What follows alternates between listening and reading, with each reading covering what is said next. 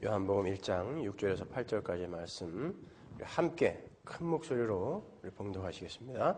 하나님께로서 보내심을 받은 사람이 났으니 이름은 요한이라. 저가 증거하러 왔으니 곧 빛에 대하여 증거하고 모든 사람으로 자기를 인하여 믿게 하려 함이라. 그는 이 빛이 아니요 이 빛에 대하여 증거하러 온 자라. 아멘. 지금 한 절 한 절 자세하게 제가 설명해드리고 있어요. 어떤 요한복음 주석집보다 여러분들에게 좀 밝히 그리고 자세하게 설명해 드리려고 지금 노력하고 있는 거니까 잘 들으십시오. 오늘 내용도 상당히 방대한 분량이에요. 오늘처럼 제가 성역 공부를 준비하면서 이렇게 힘든 적이 없었어요.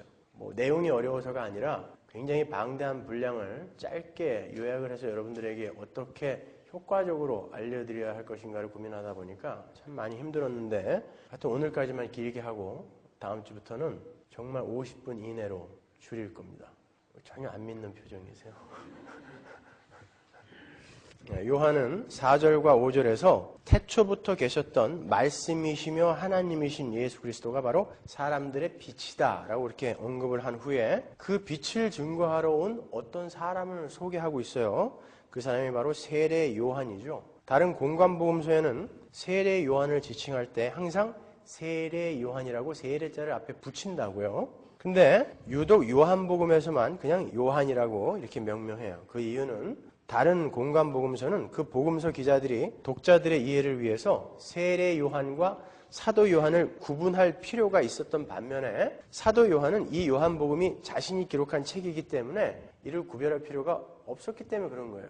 그죠? 그러니까 그냥 요한이라고 이야기한 거예요. 자기가 쓴 책이니까. 요한은 세례 요한이 하나님으로부터 보내심을 받은 사람이라고 이렇게 기술하고 있어요. 이게 아주 중요한 거예요. 누구로부터 보내심을 받았다고요? 하나님으로부터 보내심을 받았다는 거예요. 아주 중요한 메시지가 이 안에 담겨 있죠. 그것은 하나님께서 인간의 역사에 깊이 개입하고 계신다라는 거예요. 하나님께서 누구를 보내셨다라는 것은 어떤 목적을 가지고 보내셨다는 말이니까. 그죠? 이것은 하나님께서 인간의 역사 속에서 어떤 계획과 목적을 가지시고 세상 사람들이 알지 못하는 어떤 일을 열심히 하고 계신다라는 증거인 거예요.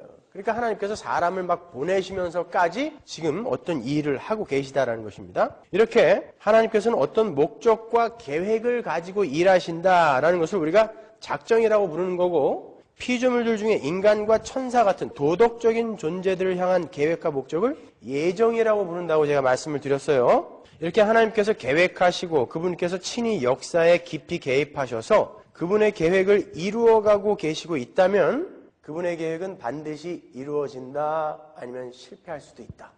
이루어지죠. 절대 실패할 수가 없어요. 와이프 말 듣고 저녁 때 밥을 조금만 먹는 건데 그냥 돼지같이 그냥 한 사발 다 먹는 바람에 이렇게 목에 자꾸 뭐가 끼네요. 제가 오늘 하루 종일 사무실에서 라면 하나 끓여 먹었거든요.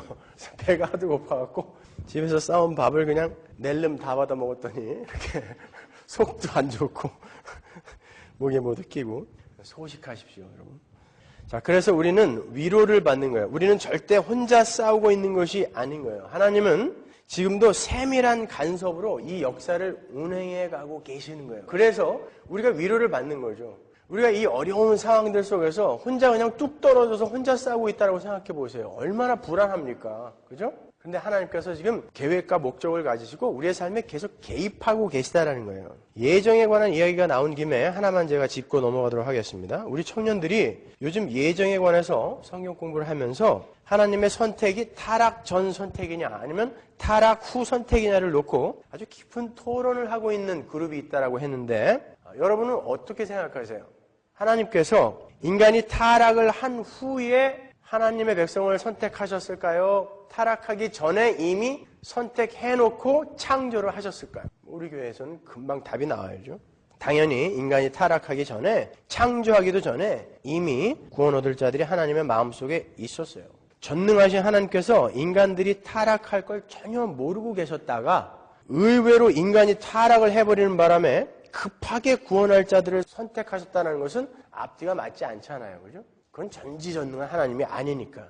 그런데 왜 이런 쉬운 이야기를 가지고 설전이 벌어질 만큼 토론이 벌어지고 있는가 하면 개혁주의 신학자들 중에도 B.B. 워필드나 존 스탠포드 윅스 같은 사람, 그리고 시카고 대학의 신학부의 브라이언 게리시, 그리고 독일의 알렉산더 쉬바이처, 그리고 뮬러, 막스 샤이베 같은 이런 신학자들이 타락 후 선택설을 의외로 지지를 하고 있기 때문에 그래요. 그들과 반대로 타락 전 선택설을 주장하고 있는 분들은 뭐 헬만 바빙크나 루이스 볼코, 반더발 같은 그런 분들이죠. 근데 그분들이 무엇을 근거로 그러한 견해차를 보이고 있는가 하면 존 칼빈의 예종론에 대한 해석, 그 해석의 견해차 때문에 이런 견해차가 생긴 거예요. 제 생각에는 존 칼빈의 예종론이 그렇게 혼란을 가져올 만큼 부실하지 않은데 어떻게 그런 견해차가 생겼는지 조금 의아하기도 한데요. 그 존 칼빈의 베드로전서의 주석을 보면 그가 베드로전서 1장 20절을 주의하면서 이렇게 이야기하고 있어요. 베드로전서 1장 20절이 뭐죠? 한번 먼저 보고 가죠. 그는 창세전부터 미리 알리신 바 된 자나 이 말씀에 너희를 위하여 나타내신 바 되었으니 요거예요. 여기에 대해서 존 칼빈이 어떻게 주석을 했냐면 이렇게 이야기하고 있어요. 분명히 하나님께서 사람을 창조하시기 전에 하나님께서는 사람이 그 순전한 상태에 오래 있지 못할 것을 미리 보셨다. 그러므로 하나님께서는 하나님의 놀라운 지혜와 선하심에 따라서 그리스도가 상실된 인류를 파괴된 상태로부터 구하시는 구속자가 되도록 정하신 것이다. 언제? 사람을 창조하시기 전에. 예수님은 창세전에 이미 구원자로 준비되셨다는 거예요. 그러니까 최초로 예정설을 정리했던 칼빈도 타락 전 선택설을 말하고 있는 게 맞아요. 하나님의 모든 예정은 pre-temporal, 시간 이전적인 것이라는 말이에요. 물론 존 칼빈이 기독교 강요나 다른 주석집에서 조금 오해가 갈 만한 언급을 한 적이 없지 않아요. 그러나 그러한 것들은 존 칼빈이라는 사람의 신학 전체를 이해한 후에 읽으면 전혀 오해할 소지가 없는 것인데 왜 그렇게 걸출한 신학자들이 그런 오해를 하고 있는지 저는 조금 이해가 가지 않습니다. 잠언 16장 4절 보세요. 성경이 어떻게 그 타락전 선택설을 지지하고 있는지. 여호와께서 온갖 것을 그 시음에 적당하게 지으셨나니 악인도 악한 날에 적당하게 하셨느니라. 표준 세번역으로 볼까요? 주께서는 모든 것을 그 쓰임에 알맞게 만드셨으니 악인은 재앙의 날에 쓰일 것이다. 악인은 언제 쓰일 거라고요? 재앙의 날에 땔감으로 쓰이려고 창세 전에 이미 예정되었다는 것입니다. unfair해요? 그냥 감사하죠. 나는 어떻게 거기에 안 들어가 있나? 감사하죠. 내가 그 사람들보다 뭐가 잘났다고 나는 땔감이 아니라 이렇게 하나님의 자녀로 선택이 됐냔 말이죠. 이건 정말 앉은 자리에서 한 2m는 점프해야 할 그런 감격적인 선언인 거예요, 이게요. 솔로몬은 악인들은 파멸이라는 구체적 목적을 위해서 창조된 거라고 그렇게 이야기하고 있는 거예요. 그러니까 하나님은 시간 이전에 이미 하나님의 백성들을 선택하시고 예정하시고 그들을 통해서 영원히 타락할 수 없는 하나님의 나라를 완성하시기로 작정하신 거예요. 그리고 타락 후 선택설을 주장하는 사람들이 잘 사용하는 인용문이 17세기 알메니우스의 사고방식을 배격하면서 나온 그 돌투신경의 내용 중에 일부인데 그 일부를 제가 적어놨어요. 한번 보세요. 선택은 하나님의 불변하는 목적이다. 이로써 하나님께서는 창세전에 순전한 은혜로 당신 자신의 주권적 기뻐하시는 뜻에 따라서 시원적인 바른 상태로부터 그들 자신의 잘못으로 죄와 파멸례로 타락한 인류 전체로부터 일정한 수의 사람들을 하나님께서 영원부터 택자들의 중보자와 머리요 구원의 토대로 정하신 그리스도 안에 있는 구속애로 선택하셨다. 여기 보면 하나님의 선택이 타락한 인류 전체로부터 이루어졌다라는 대목이 나와요. 이 문장만 보면 분명 타락 후 선택설이 맞는 것처럼 보이죠. 그러나 앞의 내용을 함께 보면 이 돌투신경의 내용도 타락 후 선택설을 말하는 것이 아님을 금방 알 수 있어요. 이 문장의 서두에 어떤 단어가 있어요? 창세 전에라는 단어가 있잖아요. 그죠?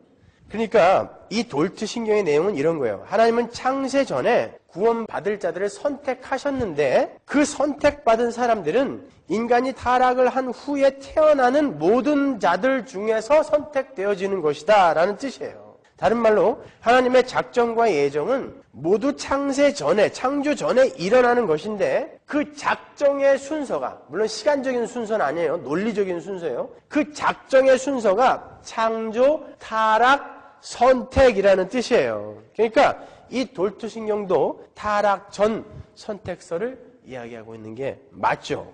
이건 뭐 별로 중요한 거 아니니까 그냥 잊어버리셔도 돼요. 그러면 인간이 타락하기 전에 이미 구원과 유기가 결정이 되었다면 하나님은 왜 역사라는 것을 굳이 허락하시고 왜 사람들을 이렇게 오늘 본문처럼 친히 보내시기도 하시며 그 역사에 친히 개입을 하고 계실까요?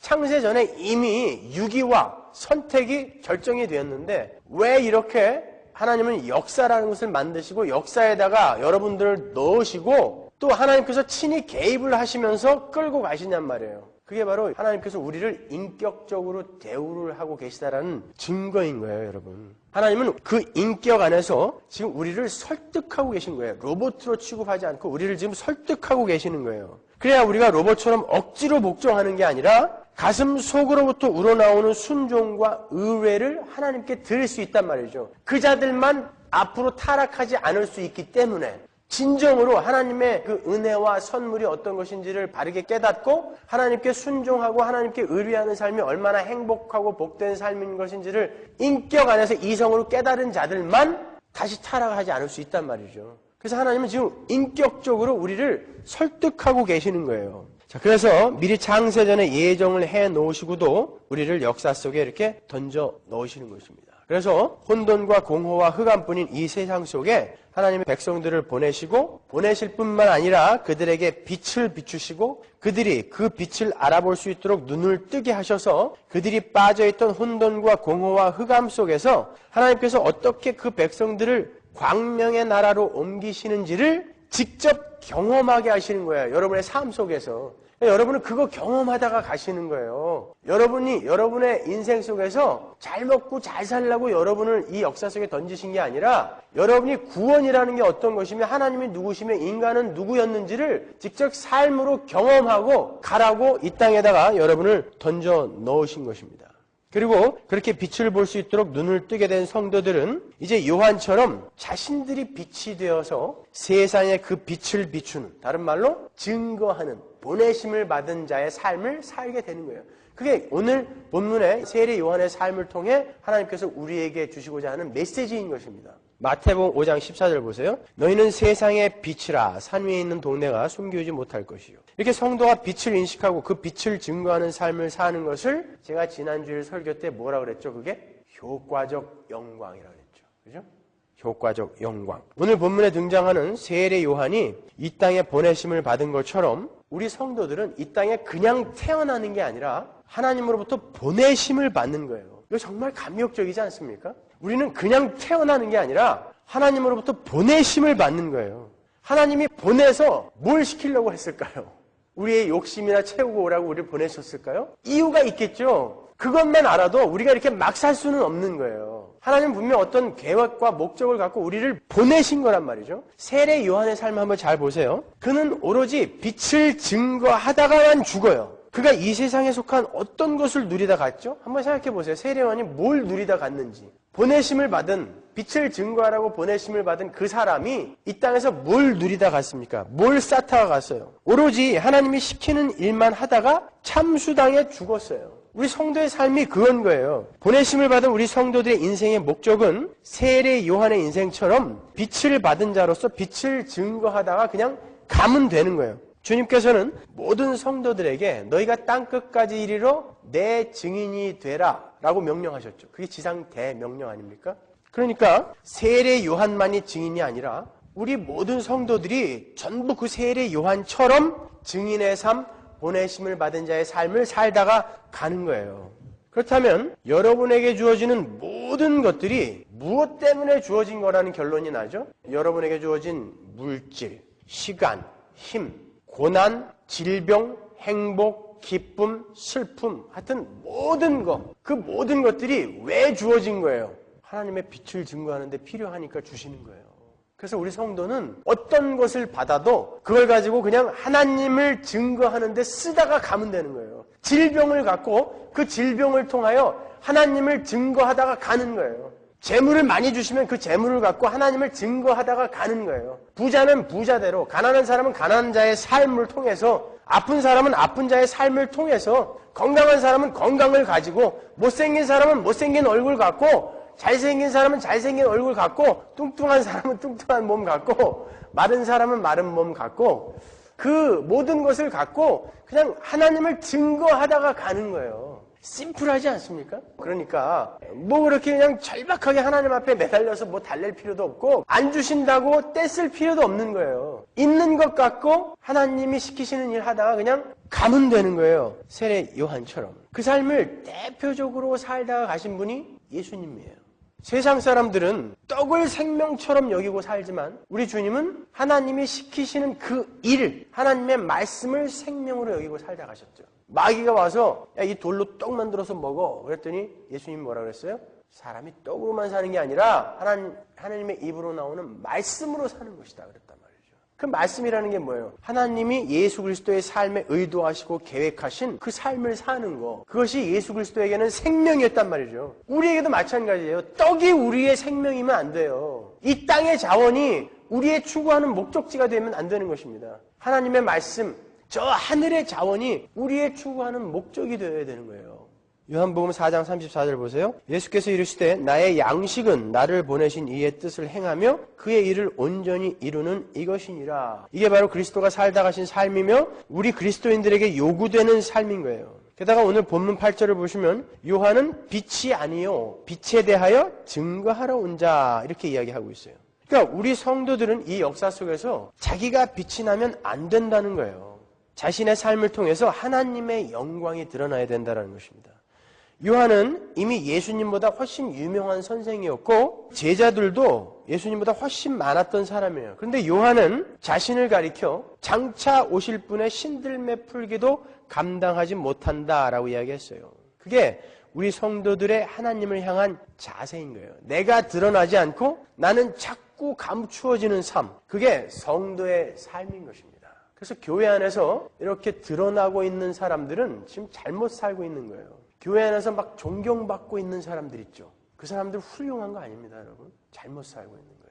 여러분 잘 새겨 들으셔야 돼요. 사람이 교회 안에서 튀기 시작하면 그 사람은 지금 하나님의 말씀대로 제대로 못 살고 있는 거라는 거예요. 하나님의 말씀대로 사는 성도는 자꾸 예수님 뒤로 감추어지고 숨겨지는 거예요. 모든 이들이 그렇게 사는 곳이 천국이라고 하는 곳이고요. 그래서 거기는 자기를 드러내려고 하는 사람이 없기 때문에 그렇게 재수없는 인간들이 없는 거예요. 아무리 일을 많이 하고 특출난 사람이라 해도 자기 일을 드러내려고 하는 사람들은 모든 사람들에게 불쾌감을 준다니까요. 그렇지 않아요? 우리는 그리로 가면 안 된다는 거예요. 세례 요한이 우리에게 그 삶을 보여주는 거예요. 요한복음 3장 26절 보세요. 저희가 요한에게 와서 가로되 랍비여 선생님과 함께 요단강 저편에 있던 자 곧 선생님이 증거하시던 자가 세례를 주매 사람이 다 그에게로 가더이다. 요한이 대답하여 가로되 만일 하늘에서 주신 바 아니면 사람이 아무것도 받을 수 없느니라. 나의 말한 바 나는 그리스도가 아니요 그의 앞에 보내심을 받은 자라고 한 것을 증거할 자는 너희니라. 신부를 취하는 자는 신랑이나 서서 신랑의 음성을 듣는 친구가 크게 기뻐하나니 나는 이러한 기쁨이 충만하였노라. 그는 흥하여야 하겠고 나는 쇠하여야 하리라 하니라. 나는 신랑이 아니고 그냥 서서 기뻐하는 신랑 친구야. 신랑의 친구는 신랑보다 잘나면 안 돼요. 자꾸 낮아지고 감춰지고 숨겨져야 되는 거예요. 그래야 신랑이 돋보이니까. 그래서 나는 작고 쇠하고 그가 작고 흥해야 한다. 이게 성도의 삶인 거예요, 여러분. 요한은 하나님께서 자기에게 허락하신 자리에서 불평 없이 충성을 다한 거예요. 여러분, 요한은 뭔가 특별한 사람이라서 그런 삶을 살았다라고 생각하시면 안 돼요. 우리와 똑같은 인간이었단 말입니다. 우리와 똑같은 성정을 가진 사람이었단 말이에요. 그 사람이 이렇게 살다 갔다라는 것입니다. 그래서 우리에게도 그 삶을 조차 살으라는 거예요. 여러분, 아담의 죄가 뭐죠? 주어진 자리에서 그 자리에 만족하지 않고 충성하지 못하고 더 높아지고 싶은 자기의 욕심을 따라서 주어진 자리를 이탈한 거예요. 그게 죄입니다, 여러분. 요한은 어떻게 살았어요? 하나님께서 자기에게 주신 그 자리, 거기에 만족하면서 충성하며 순종하며 순복하다가 간 거예요. 그게 죄를 극복한 사람의 삶이라니까요. 그래서 하나님께서 성도의 삶 속에 이해할 수 없는 일들을 자주 허락하시는 거예요. 너 그 삶에 순종할 수 있어? 이렇게 우리에게 물으시는 것입니다. 그러한 삶이 여러분에게 닥쳤을 때 하나님 앞에 아각거리는 건 불신앙이라고 하는 거예요, 그걸. 그래서 우리는 하나님이 허락하시는 그 삶을 그대로 받아들이는 거예요. 그리고 거기서 만족을 누리는 그런 실력자로 자라나는 것입니다. 자, 성도는 그렇게 자신에게 주어진 역할에 만족하며 충성을 하는 사람들인 거예요. 성도는 그렇게 세상 영광하고는 전혀 상관없는, 관계없는 삶을 살게 되는 거예요. 여러분, 세례 요한은 제사장 사가랴의 아들이죠. 당시 제사장 직분은 세습제였어요. 그럼 제사장은 어디 살아야 되는 거예요, 원래? 성전에 살아야 되는 거예요. 그리고 제사장의 좋은 옷, 아름다운 옷을 입어야 되는 거예요. 그리고 율법에 정한 좋은 음식을 먹어야 되는 것입니다, 제사장은. 근데 세례 요한이 그걸 정면으로 거스르고 있는 거예요. 성전에서 살아야 할 사람이 광야에서 살고 있어요. 반대예요, 완전히. 그죠? 좋은 제사장의 옷을 입어야 하는 사람이 일부러 어겨서 거룩한 제사장의 옷과는 정반대인 부정한 짐승 중에 하나인 낙타 털옷을 입고 있는 거예요. 일부러 좋은 음식을 먹어야 하는 사람이 메뚜기하고 석청을 먹고 있는 거예요. 지금 이스라엘에게 뭔가를 경고하고 있는 거예요, 세례 요한은. 하나님께서 시키니까 그냥 하는 거예요. 세례 요한이 그 삶이 정말 행복하고 기뻤기 때문에 그 삶을 했을까요? 무슨 변태입니까, 세례 요한이?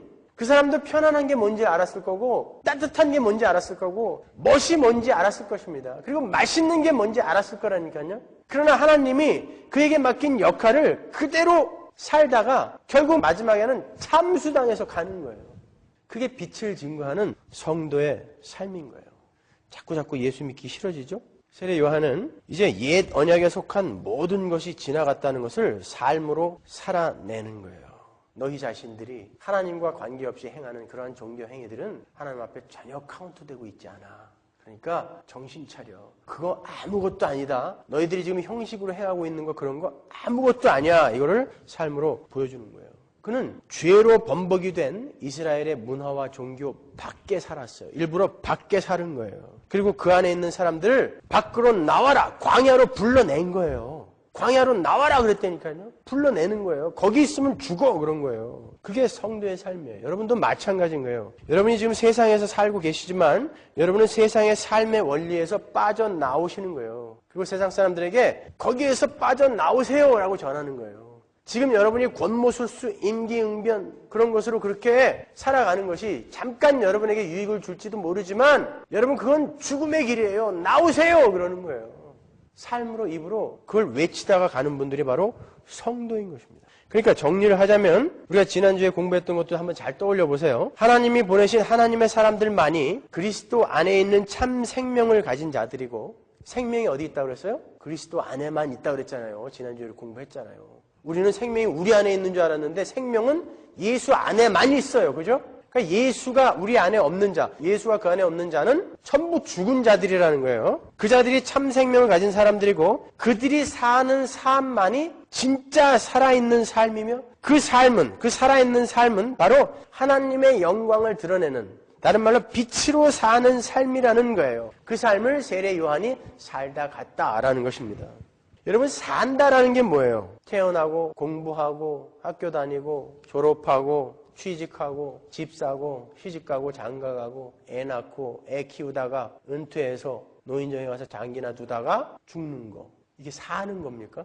뭐가 사는 거죠, 여러분? 그걸 그냥 사는 거라고 생각하는 사람들에게 세례 요한이 어떻게 일가를 했는지 한번 보세요. 마태복음 3장 10절. 이미 도끼가 나무 뿌리에 놓였으니 좋은 열매 맺지 아니하는 나무마다 찍어 불에 던지우리라. 나는 너희로 회개케 하기 위하여 물로 세례를 주거니와 내 뒤에 오시는 이는 나보다 능력이 많으시니 나는 그의 신을 들기도 감당치 못하겠노라. 그는 성령과 불로 너희에게 세례를 주실 것이요 손에 키를 들고 자기의 타작마당을 정하게 하사 알곡은 모아 곳간에 들이고 쭉정이는 꺼지지 않는 불에 태우시리라. 그냥 맹놓고 살아가는 사람들은 이미 도끼가 그 뿌리에 찍혀있는 자들이라는 거예요. 죽은 자들이라는 거예요. 산다고 다 사는 게 아니라 좋은 열매를 맺는 나무만 사는 거예요. 그 삶만이 하나님 앞에 인정이 되는 삶이라는 것입니다. 그 삶이 어떤 삶인지는 제가 조금 이따 계속 설명을 해드리겠습니다. 그렇게 그냥 일련의 과정을 따라 사는 것을 철학에서는 그냥 존재한다 그래요. 산다라고 이야기하지 않습니다. 그건 그냥 존재한다라고 하는 거예요. 존재한다라는 것과 산다라는 건 완전히 다른 거예요. 존재한다라는 것은 바위가 10년 전이나 10년 후나 20년 후나 그대로 그 자리에 있는 거. 그걸 존재한다 그러죠. 그리고 풍화작용을 겪으면서 자갈이 되고 모래가 되고 진흙이 되고 하는 그런 것들을 그냥 존재한다 그러는 거예요. 근데 사람들은 그냥 그렇게 존재하는 걸 갖고 나는 지금 살고 있어 이렇게 착각하고 있다는 것입니다. 성경이 말하는 산다라는 건 하나님과 관계 있는 삶만 산다라는 거예요. 그러니까 여러분은 살고 계시는 거예요? 아니면 그냥 존재하고 계시는 것입니까?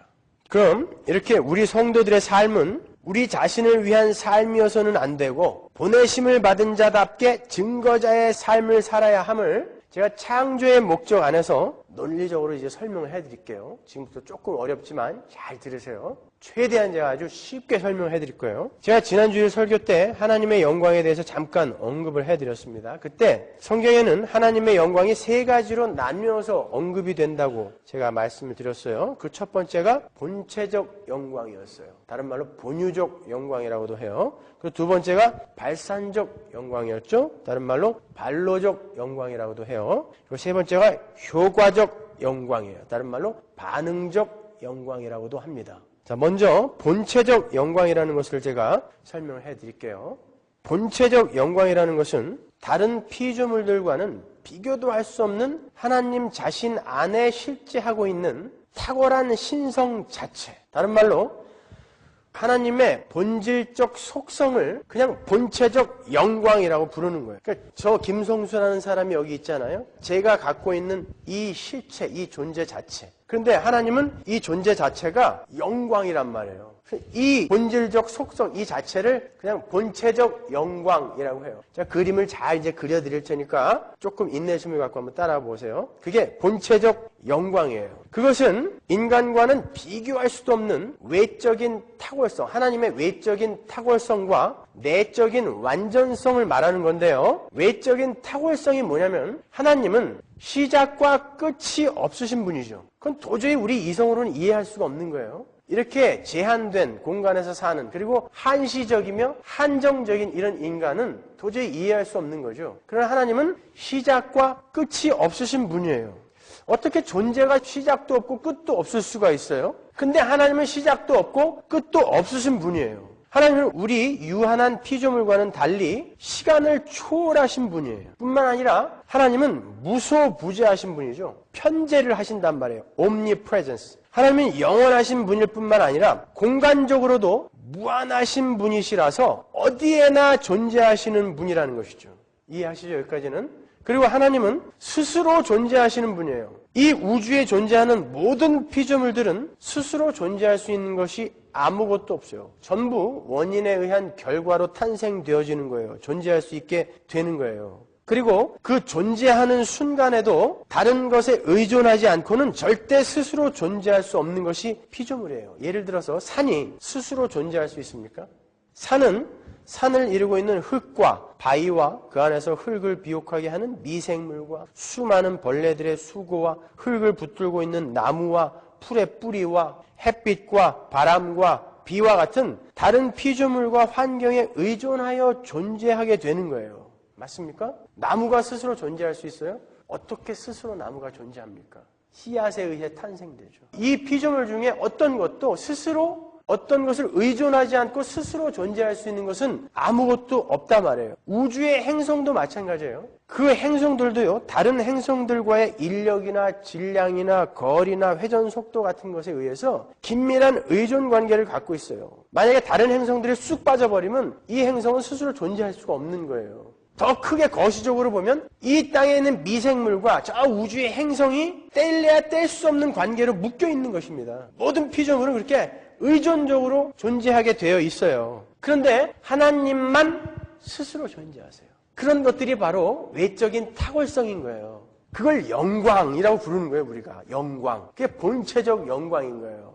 그리고 그 본체적 영광 안에는 내적인 완전성이라는 게 있어요. 내적인 완전성이라는 것은 어렵지 않아요. 우리 인간에게도 하나님의 성품의 일부가 편린처럼 주어져 있어요. 사랑, 온유, 인내, 긍휼 이런 것들이 우리 안에서도 발견이 되잖아요. 그렇죠? 오죽하면 원숭이에게도 공정성에 대한 판단력이 있대요. 동물학자들이 이야기하는데 제가 타임즈에서 봤어요. 동물학자들이 연구를 해보니까 원숭이들에게 먹이를 차별적으로 오랜 시간 주잖아요. 얘는 바나나 3개 주고 얘는 2개 주고 계속 주면은 나중에 얘가 막 화낸대요. 그건 불공평하다 이거죠. 안 되는 거죠, 원숭이가. 하물며 인간에게는요. 그 하나님의 속성, 공유적 속성들이 조금씩 남아있단 말이죠. 그러나 그건 하나님의 완전하신 그 속성에 비하면 그건 면지도 안 된다는 거예요. 그런 면에서 하나님은 완전한 사랑, 완전한 긍휼, 완전한 자비 이러한 것을 갖고 계시다는 것이죠. 그게 바로 내적인 완전성이에요. 그걸 영광이라고 부르는 것입니다. 하나님의 영광이라고 부르는 거예요. 여러분이 이런 개념을 잘 갖고 계셔야 나중에 성경을 보면서 하나님의 영광 이런 것들이 나올 때 구별을 할 수 있는 거예요. 하나님의 영광이 세 가지로 언급이 된다고요, 성경에서는. 그러니까 제가 말씀드리는 걸 잘 이해하고 계셔야 이거는 그런 영광을 이야기하는 거구나 이렇게 이해할 수 있는 거란 말입니다. 멍하니 앉아 계시면 안 되는 거예요. 예?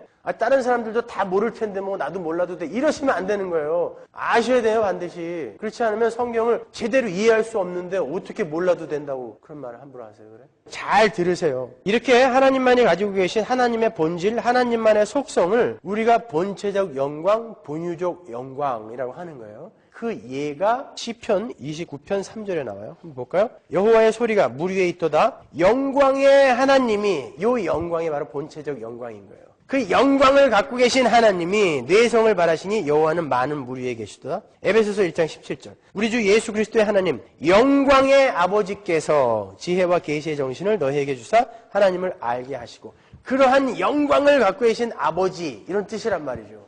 아셨죠? 자, 두 번째로 발산적 영광에 대해서 살펴볼게요. 발산적 영광이란 앞서 말씀드린 그 본체적 영광이 밖으로 흘러나와서 피조물에게 입혀지고 보여지고 경험되어지고 인식되어지는 것을 말하는 거예요. 그림을 잘 그리세요. 이렇게 본체적 영광이 있어요. 본유적 영광이 있고, 그 영광이 조금 전에 말씀드린 외적인 탁월성, 내적인 완전성 이런 것들이 흘러나오는 거예요. 신성이 흘러나와서 피조물들에게 보여지고 인식되어지고 이해되어지고 하는 거, 그것을 우리가 발산적 영광이라고 이렇게 이야기한단 말입니다. 천지가 창조되고 그 만물 안에 그 발산적 영광이 입혀져 있었다라고 제가 줄을 설명해 드렸죠. 이 발산적 영광이 피조물들에게 경험되게 될 때 두 가지 방식으로 경험이 돼요. 보편적으로 경험이 되기도 하고 개별적으로 경험이 되어지기도 해요. 먼저 하나님의 영광이 보편적으로 경험이 된다는 것은 하나님의 충만하신 그 신성이, 그 영광이 만물 안에 보편적으로 충만하게 나타나는 것을 보게 되는 것, 그것을 우리가 보편적으로 하나님의 발산적 영광을 경험하게 된다 이렇게 이야기하는 거예요. 시편을 보면 그러한 보편적인 경험에 대한 반응들이 많이 나와요. 하나만 보죠. 시편 8편 1절. 여호와 우리 주여, 주의 이름이 온 땅에 어찌 그리 아름다운지요. 주의 영광을 하늘 위에 두셨나이다. 보는 거예요. 본 거예요, 이 사람이. 그 하나님의 영광이 충만히 발산되어져 있는 그 만물을 보면서 하나님의 영광을 본 거죠. 이게 발산적 영광인 거예요. 주의 손가락으로 만드신 주의 하늘과 주의 베풀어 두신 달과 별들을 내가 보니 주의 영광을 내가 봅니다. 이런 뜻이란 말이죠. 피조물들은 자연과 우주 만물에 나타나는 하나님의 능력과 성품과 지혜를 그렇게 보편적으로 경험할 수 있었어요. 그러나 그것은 인간이 타락하기 이전의 일이에요. 인간이 타락하기 이전에는 누구나 다 그 하나님의 충만하신 영광을 만물을 통해 볼 수 있었단 말입니다. 인간이 타락을 하기 전에는 모든 만물이 하나로 연결된 전등처럼 하나님의 영광을 나타내고 있었어요. 이 그림을 잘 보세요. 모든 천지 만물이 하나로 이렇게 연결되어 있어요. 전기줄로. 천지 만물은 하나님의 영광을 밝히 드러내는 전등 같은 거예요. 그렇게 한번 상상을 해보세요. 그리고 여기에 불을 켤 수 있는 스위치로 인간이 딱 서 있는 거예요. 그리고 여기에 전기가 공급이 되는데 그게 하나님의 영광인 거예요. 그래서 인간이 탁 켜게 되면 이 전체의 하나님의 영광이 밝게 확 드러나는 거죠. 그런데 이 스위치가 망가져 버린 거예요. 그럼 어떻게 되는 겁니까? 이 전체 전등의 불이 다 꺼지는 거죠. 그게 인간의 타락인 거예요. 하나님이 여기로 흐르는 전기를 차단시켜 버린 거예요. 그래서 스위치가 말을 안 듣는 것이죠. 타락을 한 이후에 하나님의 영광이 인간을 떠나버렸단 말입니다. 그래서 인간을 머리로 해서 하나로 연결이 되어 있었던 그 전등들의 불이 다 꺼져버린 거예요. 그래서 하나님의 영광이 흔적만 조금 남고 다 사라져버린 거예요. 그 흔적마저 사라지면 전부 소멸되어 버리는 것이니까. 그렇죠? 그 때문에 하나님의 영광이 흔적만 조금 남아있는 거예요. 성도들은 나중에 이 영적 눈을 뜨게 된 이후에 그 흔적이나마 보면서 하나님의 영광을 요만큼이라도 경험하는 것입니다.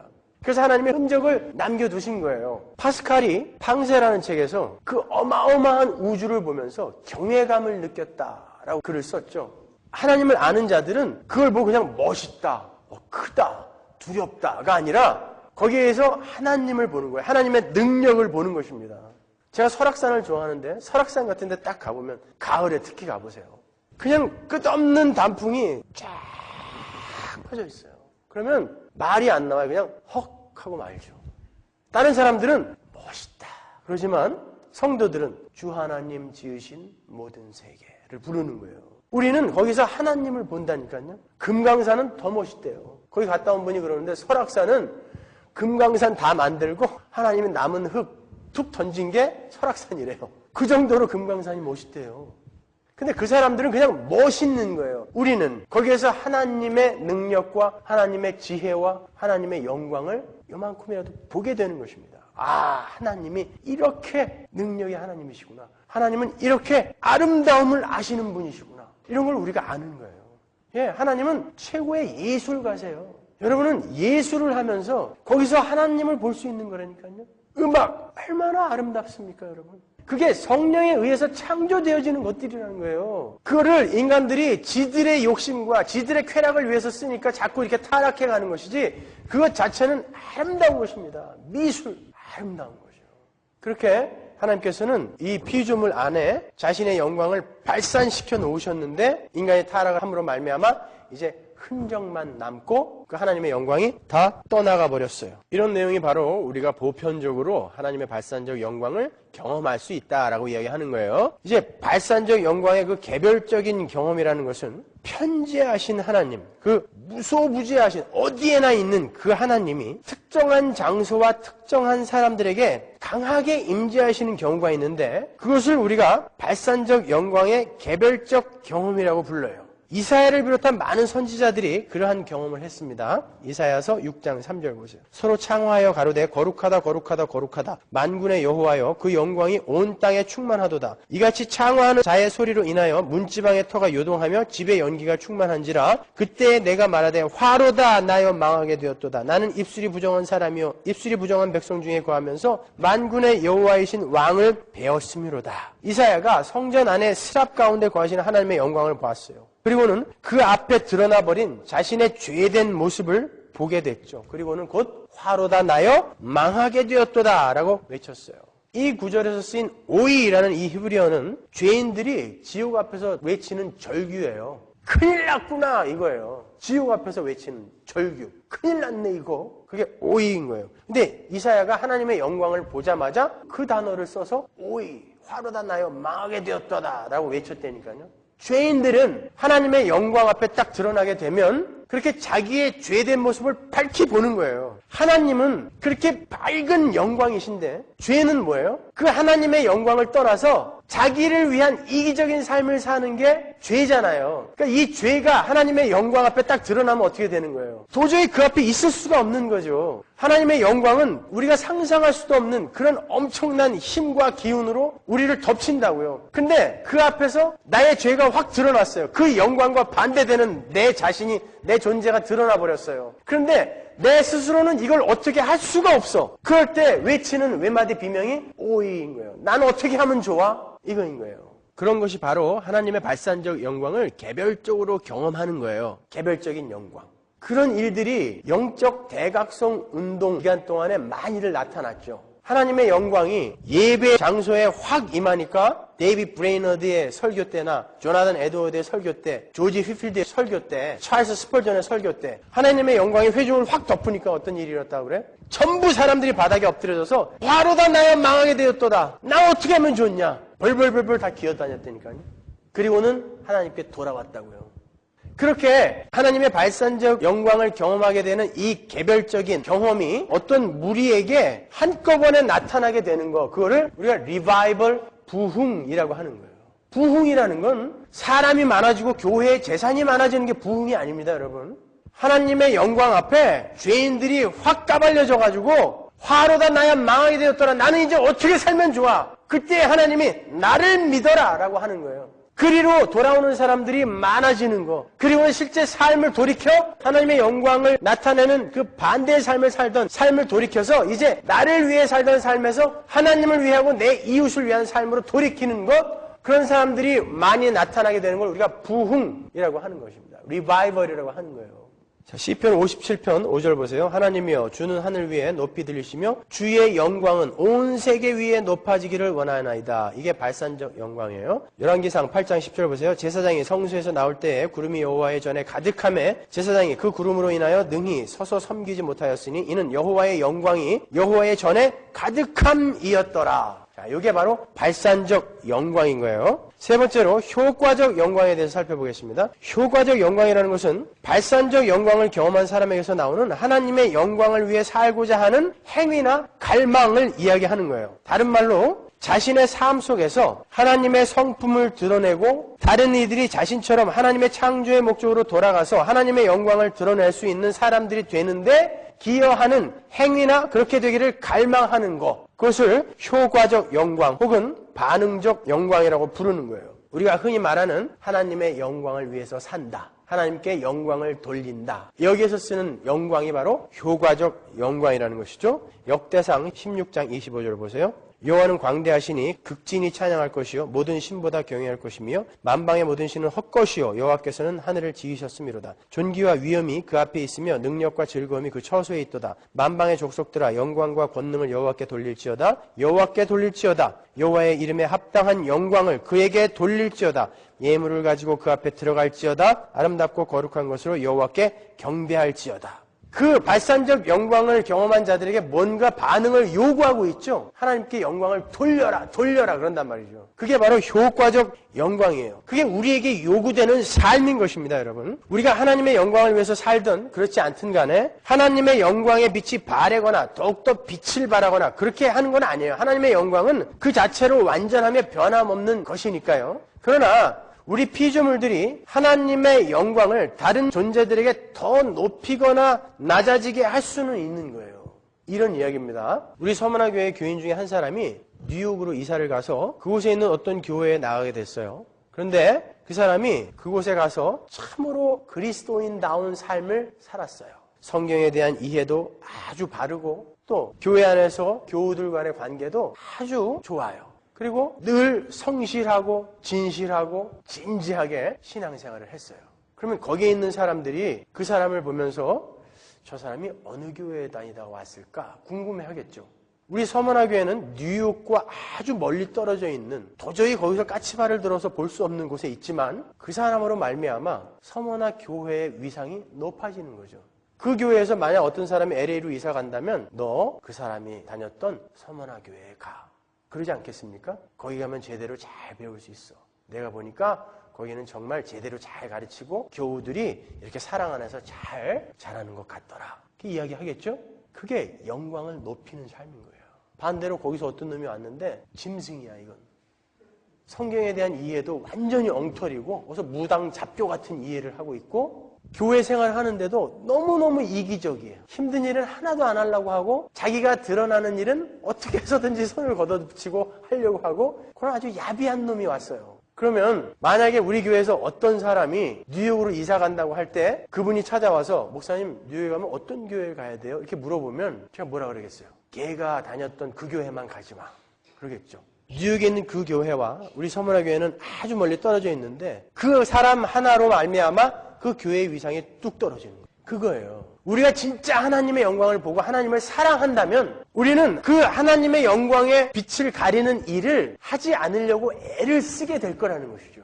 그게 바로 효과적 영광을 드러내며 사는 사람들의 삶인 거예요. 이렇게 효과적 영광이라는 것은 하나님의 발산적 영광을 경험한 사람들이 하나님의 이름을 위해서 하나님의 영광을 위해서 하나님의 하나님 되심을 다른 이들에게 삶으로 입으로 자랑하는 것을 이야기하는 거예요. 그런데 문제가 있어요. 인간의 타락으로 우주 만물에 깃들여 있던 하나님의 영광이 흔적만 남고 사라져버렸죠. 그리고 아담 이후의 모든 인간은 그 하나님의 영광을 인식할 수 없는 영적 소경이 되어버렸어요. 그런데 어떻게 이 땅에서 성도들이 하나님의 발산적 영광을 경험하고 보고 효과적 영광으로 그걸 바꿔낼 수가 있죠? 하나님의 발산적 영광이 임할 그 피조물이 이제 타락을 하는 바람에 하나님의 영광이 거길 떠나버렸단 말이에요. 그럼 어디서 우리는 그걸 볼 수 있어요? 못 보잖아요, 이제. 그렇잖아요. 그죠? 그래서 하나님께서 새 창조를 하시는 거예요. 새로운 피조물과 새로운 백성을 만드셔서 다시 원래의 창조 목적대로 그 모든 피조물들이 하나님의 발산적 영광을 드러내고 아울러 효과적 영광으로 하나님을 자랑하며 찬양할 수 있도록 만들어내시는 거예요. 그게 바로 새하늘과 새 땅이라는 새 세상인 거예요. 그러면 지금 상태에서 이제 두 가지가 해결돼야 되는 거죠. 첫 번째가 하나님의 영광이 떠나버려서 썩어짐의 종노릇을 하고 있는 피조물들을 회복시키셔야 되죠. 하나님의 영광이 다시 임할 수 있도록. 그리고 두 번째가 소경이 된, 영적 소경이 된 인간들의 눈을 뜨게 해야 돼요. 그죠?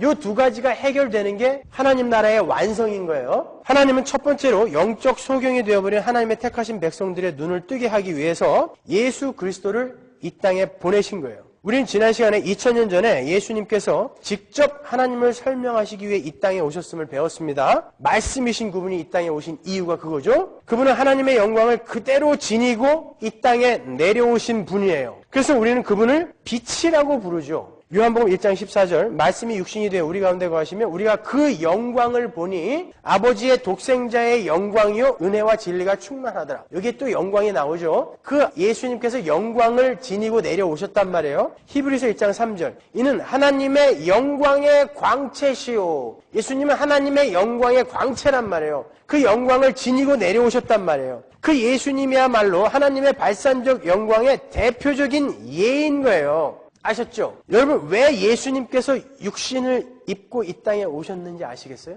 예수님은 하나님이시잖아요. 그죠? 그럼 하나님은 본체적 영광을 소유하고 있는 분이죠. 근데 그분이 그냥 그 영으로 그대로 내려와 버리면 어떻게 되는 거예요? 그대로 내려와 버리면 아까 이사야 6장에서 뭐라 그랬어요? 화로다 나여 망하게 되었도다 나를 떠나십시오 이렇게 되는 거죠. 죄인들에게 직접 그 본체적 영광이 내려오면 그러니까 예수님이 그 영광을 육신 속에 감추시고 내려오실 수밖에 없었던 거예요. 하나님이신 그분이 왜 육신을 입고 왔냐면 그분이 그냥 내려오면 우린 다 죽어버리거든요. 드라큘라가 햇빛 앞에 서면 녹아버리는 것처럼 그 본체적 영광이 그냥 내려와 버리면 죄인들은 전부 죽어버리는 거예요. 시내산에서 하나님이 왜 죄인들을 시내산에 못 올라오게 하셨습니까? 올라오면 죽어요. 거룩은 그 본체적 영광은 죄와 함께 거할 수 없기 때문에 그래서 예수님은 그 본체적 영광을 그 육체로 가리고 내려오신 거예요. 내려오셔서 그분의 삶과 입으로 발산적 영광으로 바꾸어서 우리에게 설명하신 거란 말입니다. 이해가 가시는 거죠? 예, 그래서 예수님이 육신을 입고 이 땅에 내려오신 거예요.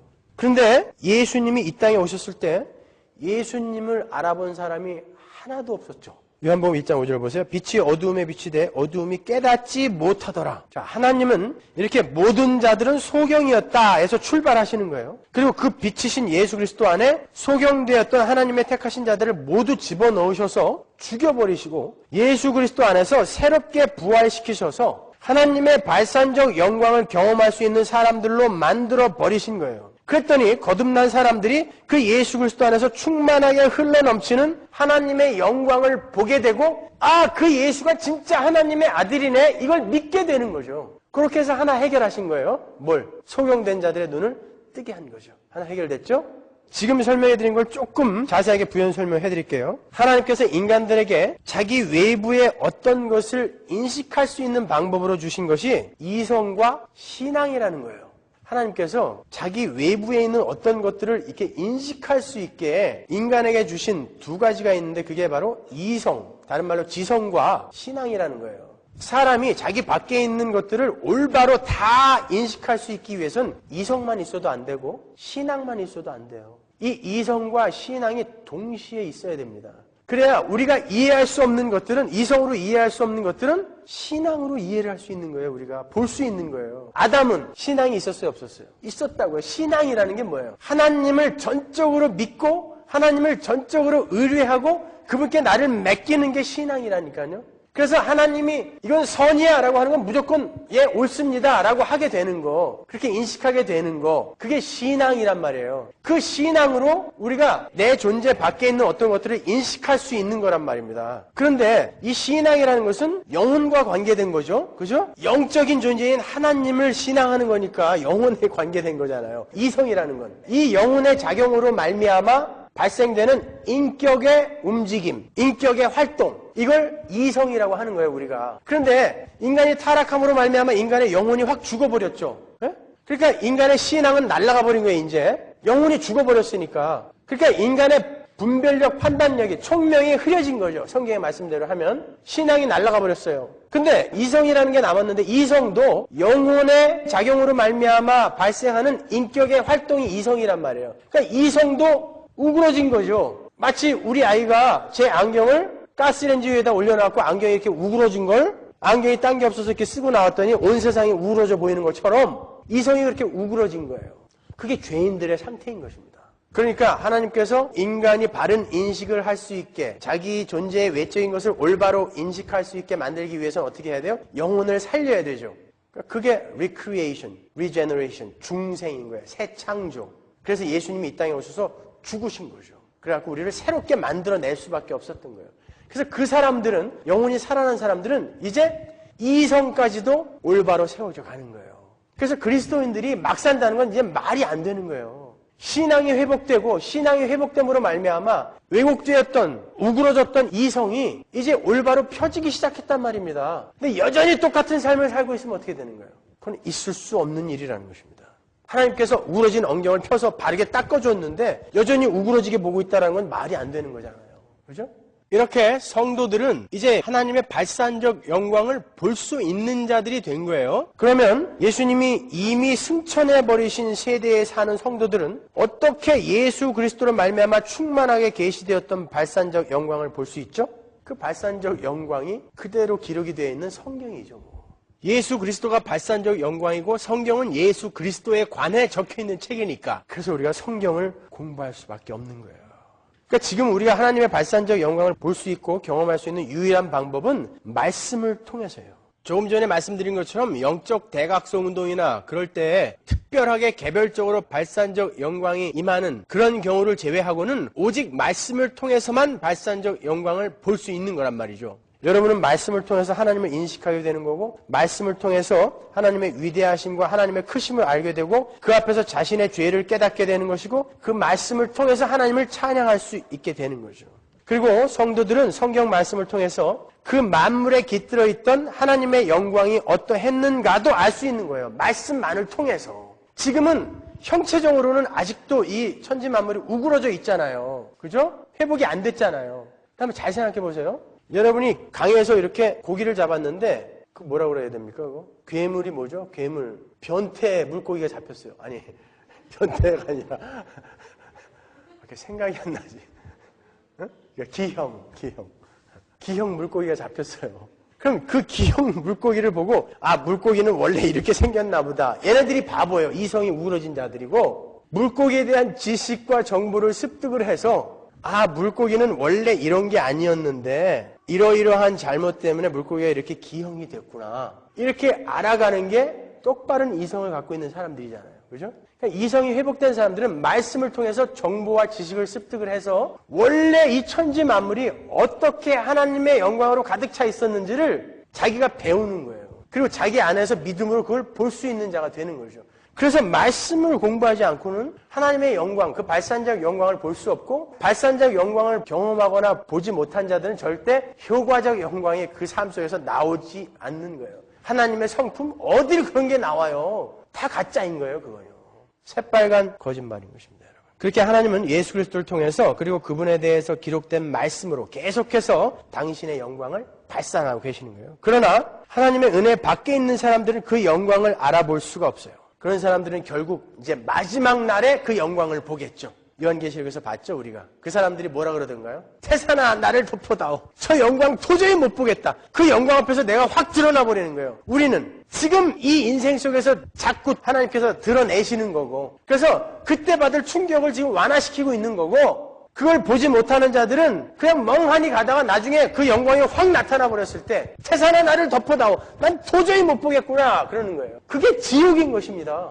그래서 여러분은 이 땅에서 반드시 그 하나님의 영광을 경험하고 맛보셔야 되는 거예요. 그러면 이제 피조물들만 완전하게 회복시켜서 애초에 의도되었던 창조의 목적대로 돌려놓으면 되는 거죠. 이제 하나님의 백성들은 눈을 뜨게 해놨으니까. 그죠?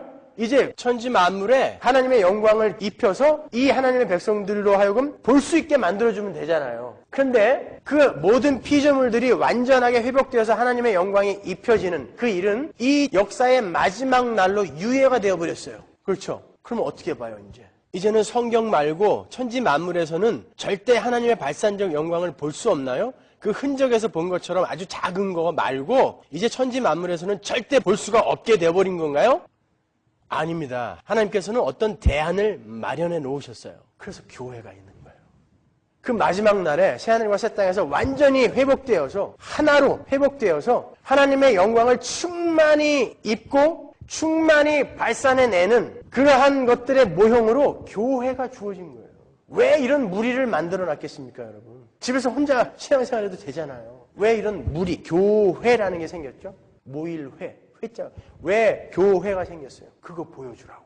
그래서 여러분은 교회에 모여서 그걸 보는 거예요. 아, 이렇게 모든 만물이 이렇게 눈부신 영광으로 빛날 거구나, 나중에. 그래서 여러분은 교회에 오면 눈이 부셔서 못 봐야 돼. 아, 눈부셔. 이 하나님의 영광. 근데 눈이 부셔서 못 보는 게 아니라 눈꼴이 셔서 못 보겠어.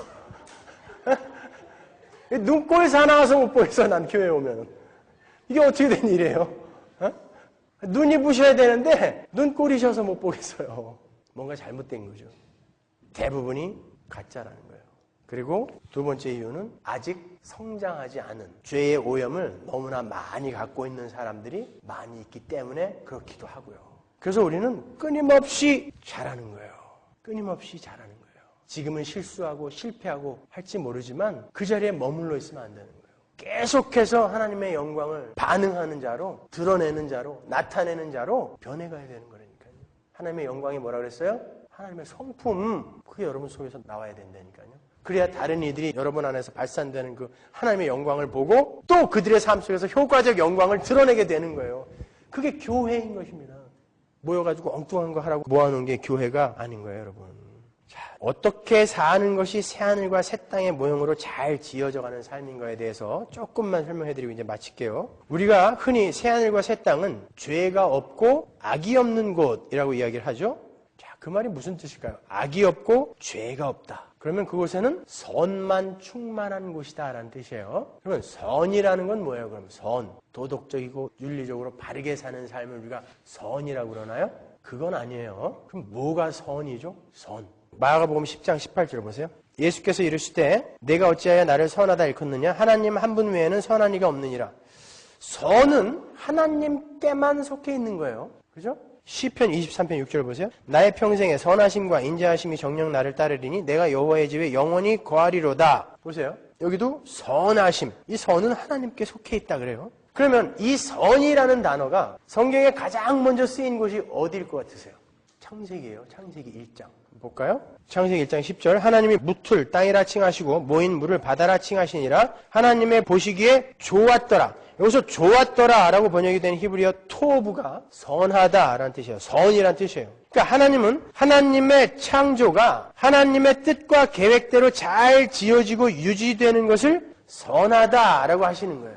그러니까 성경이 말하는 선이 뭐예요? 성경이 말하는 선은 하나님의 창조의 목적에 합당한 삶을 사는 것을 선이라고 하는 거예요. 그러니까 선이라는 것은 단순히 도덕적이고 윤리적인 삶을 말하는 것이 아니라 하나님의 성품이나 공유적 속성들이 피조물들에게 나타나고 그 피조물로 말미암아 다른 피조물들이 하나님의 창조의 목적으로 돌아오게 되는 것에 기여하는 삶을 선이라고 하는 거예요. 그러니까 하나님이 하나님의 창조의 목적을 달성하기 위해 하나님 나라의 완성을 위해 우리에게 시키는 일을 우리가 그 자리에서 불평불만 없이 그대로 해내는 거, 그걸 선이라고 하는 거예요. 여러분이 병 걸린 자리에서 그 아픈 상태에서도 그리스도인으로서 당당하고 기쁘게 잘 살아내는 거, 그거 선이라고 하는 것입니다.